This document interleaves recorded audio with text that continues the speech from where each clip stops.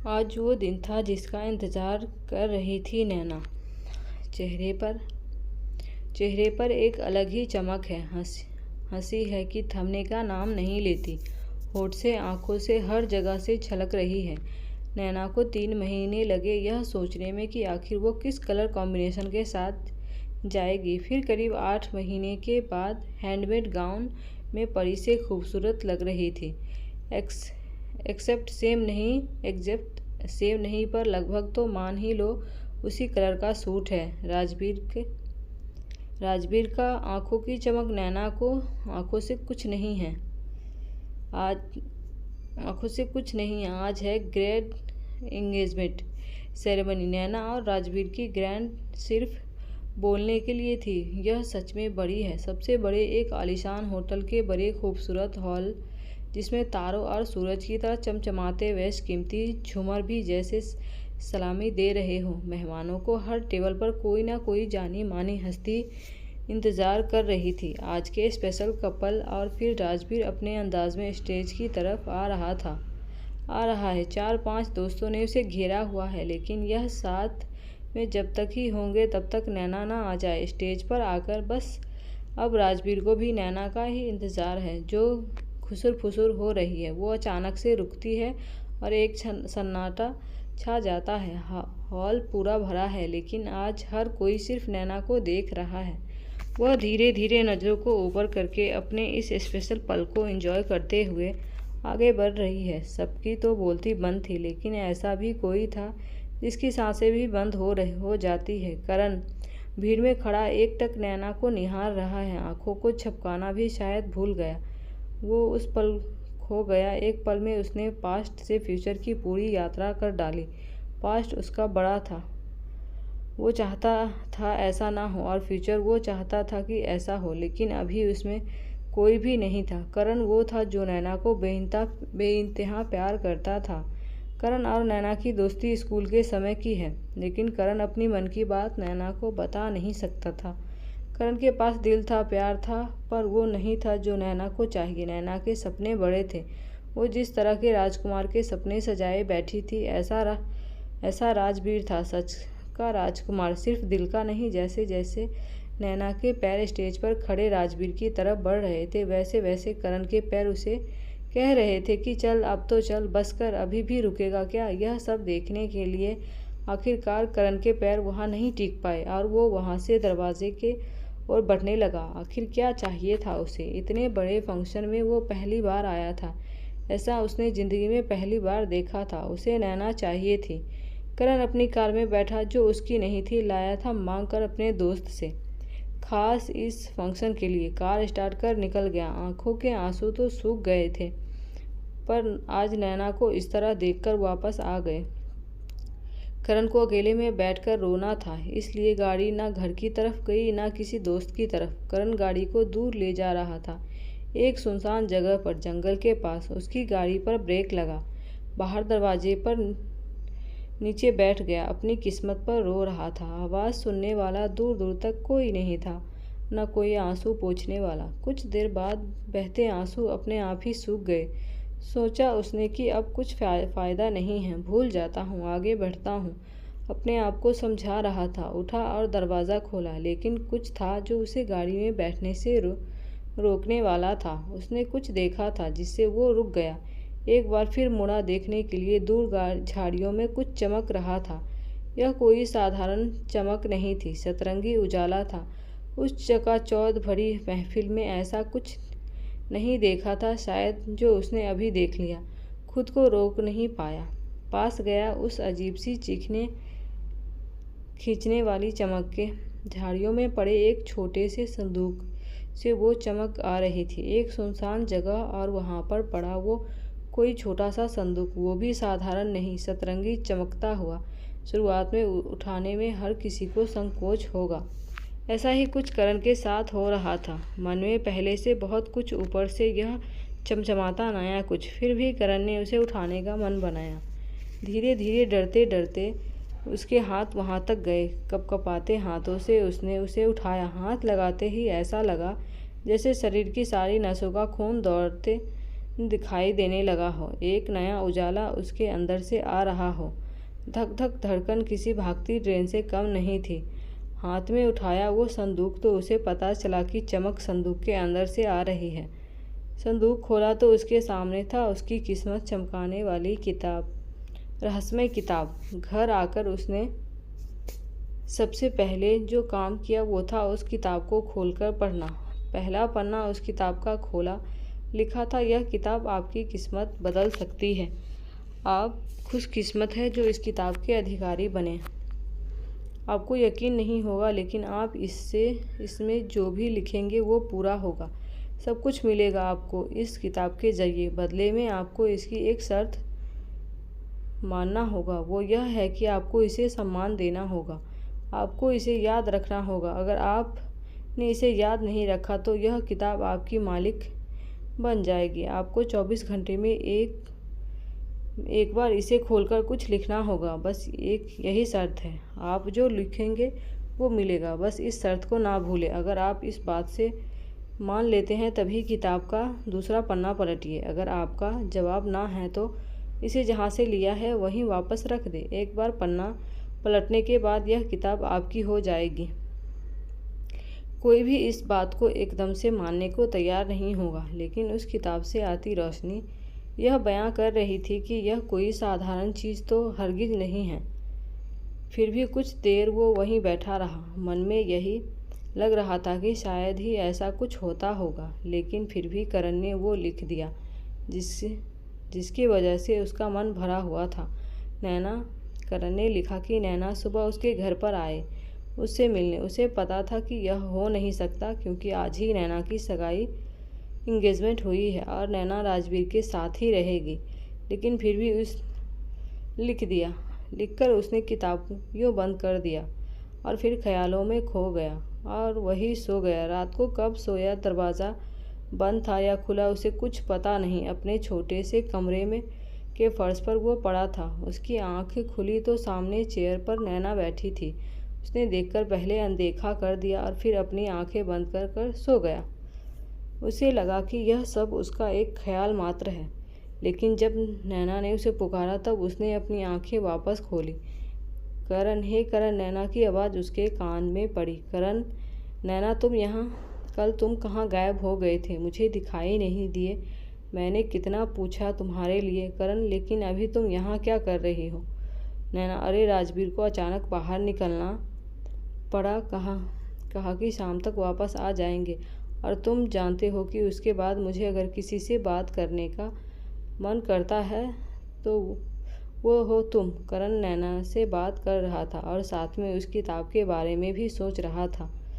रात में वो उस किताब के सामने था। फिर कुछ लिखने को इस बार उसने लिखा कि नैना उसके साथ कल का डिनर करे। यह बात का होना ना के बराबर था, लेकिन शायद अभी वो किताब पर पूरा यकीन नहीं कर पा रहा था, इसलिए एक बार फिर उसने लिखा। टेस्ट करने के लिए अगली शाम को इंतज़ार कर रहा था कि नैना फिर उसके पास आए, लेकिन नैना घर नहीं आई। उसने फ़ोन किया और कहा कि आज मेरे साथ डिनर कर सकते हो, मुझे तुमसे कुछ बात करनी है। करण की आंखें चमक उठी। उसे यकीन नहीं हुआ अपने कानों पर। उसने किताब को उठाकर चूमा और झूमने लगा। उसके साथ अब उसको यकीन होने लगा था उस किताब के जादू पर। शाम को करण नैना की बुलाई जगह पर गया उसके साथ डिनर करने। उसे मन में एक विश्वास आ गया था कि अब नैना उसकी होने वाली है। नैना ने करण को कहा कि मैंने तुम्हें इसलिए यहाँ बुलाया कि राजवीर चाहता है कि शादी 1 महीने में हो जाए। पहले उसने कहा था कि 2 साल, पर पता नहीं अब उसका मन क्यों बदल गया। करण, मुझे कुछ समझ नहीं आ रहा, तुम बताओ क्या करना है?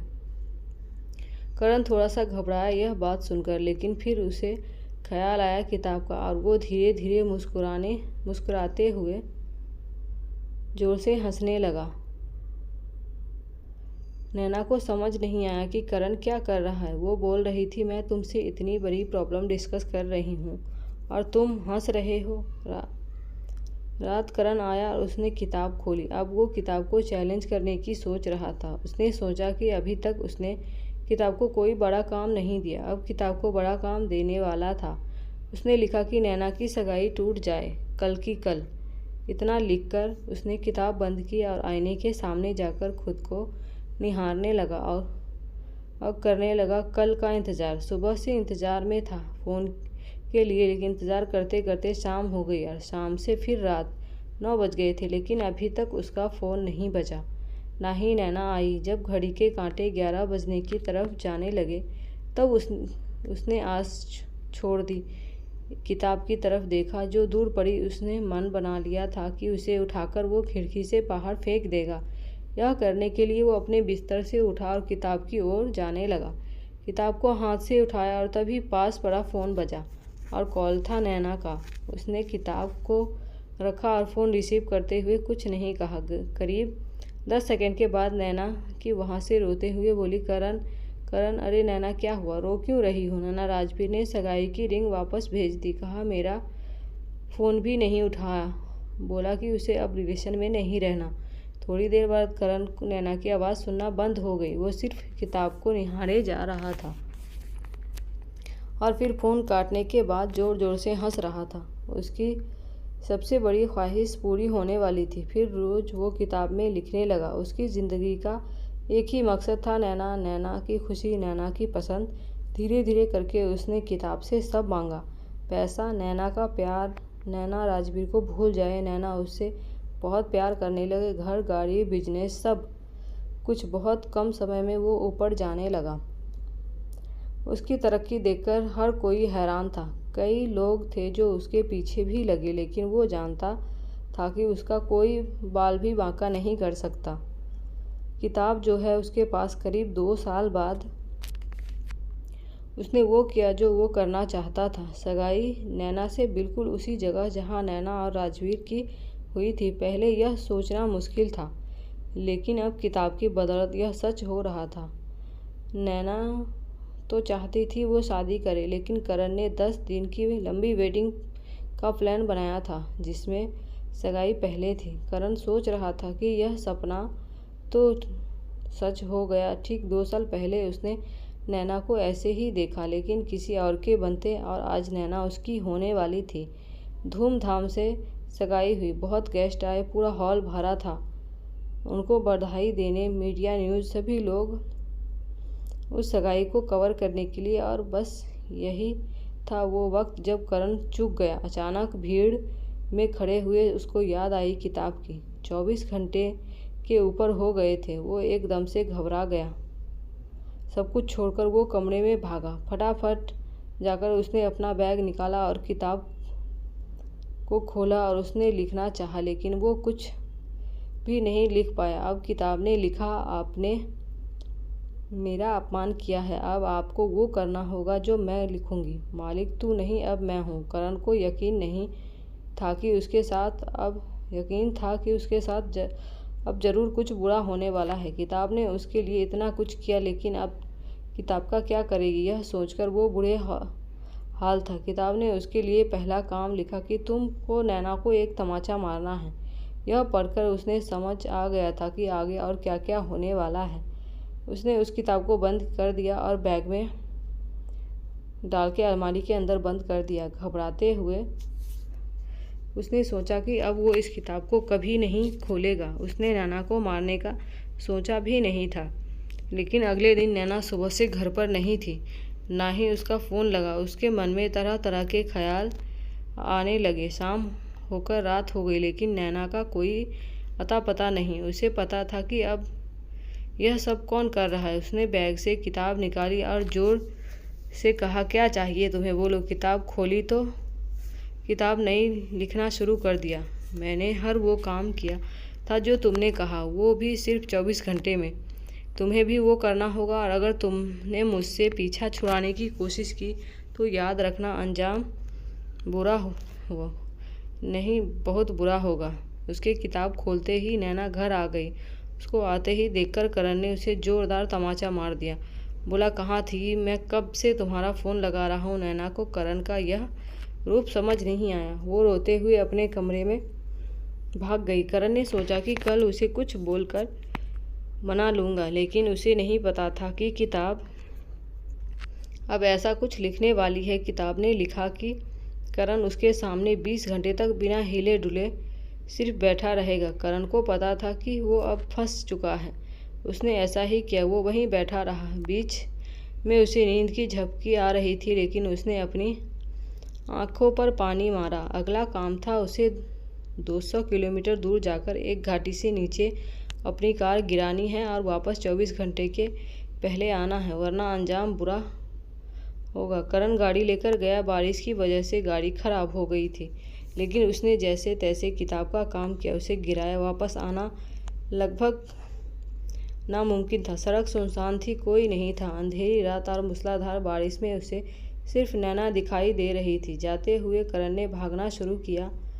वो पागलों की तरह भागता रहा और एक पेड़ से टकराकर गिर गया। आँख खुली तो वह अस्पताल में थे और नैना उसके सामने थी। नैना, करण, तुम्हें क्या हुआ है? कितने अजीब बन गए हो तुम। कुछ दिनों से क्या कर रहे थे तुम वहाँ? चलो तुम आराम करो, बाद में बात करेंगे। करण ने कुछ देर के लिए आंख बंद किया। उसे ख्याल आया किताब का। उसने नैना को कहा कि उसे घर जाना है। नैना ने उसे समझाने की कोशिश की, लेकिन करण ने जिद की कि वह बेड पर से उठकर चलने लगा। नैना उसे लेकर घर आई।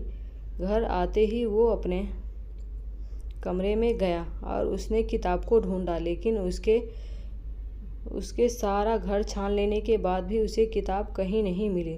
उसने इसके बारे में किसी से कुछ नहीं कहा था, नैना को भी नहीं। इसलिए नैना के कई बार पूछने पर भी उसने कुछ नहीं कहा कि वो क्या ढूंढ रहा है। आखिरकार उसे पता चल गया था कि किताब इस घर से गायब हो गई थी। उसे अब कुछ समझ नहीं आया कि अब क्या होगा। वो बड़बड़ाते हुए सो गया।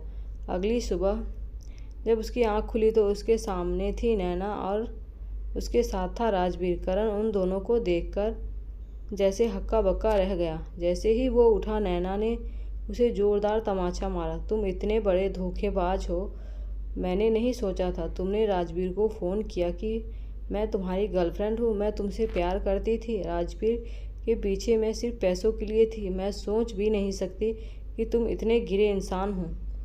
मुझे पाने के लिए इतने बड़े बड़े झूठ बोलोगे। मैं तुम्हारी शक्ल भी नहीं देखना चाहती। दोबारा अगर दिखाई दिए तो फिर किसी को भी नहीं दिखाई दोगे। राजवीर ने जाते जाते एक तमाचा और टिका दिया। करण एक बार फिर हंसा। अब उसकी हंसी पहले वाली हंसी की बिल्कुल उल्टी थी। अब यह हंसी बर्बादी को देखकर थी। करण ने जितना जल्दी नाम कमाया था, उससे कहीं जल्दी उसका नाम मिट रहा था। न सिर्फ नैना बल्कि उसके सारे रुपये, पैसे, शोहरत मिट्टी में मिल गई थी। झूठ धोखाधड़ी के उस पर 36 मामले दर्ज हो गए, जिसकी सज़ा बहुत लंबी होने वाली थी। हवालात में बैठा करण यही सोच रहा था कि किताब आखिर कहाँ गई। उसने करण को जिंदा क्यों छोड़ दिया। नैना अपने कमरे में बैठी थी, कुछ सोच रही थी। उसके हाथ में पेन था और उसने लिखना शुरू किया। सामने वही सतरंगी चमकती किताब थी।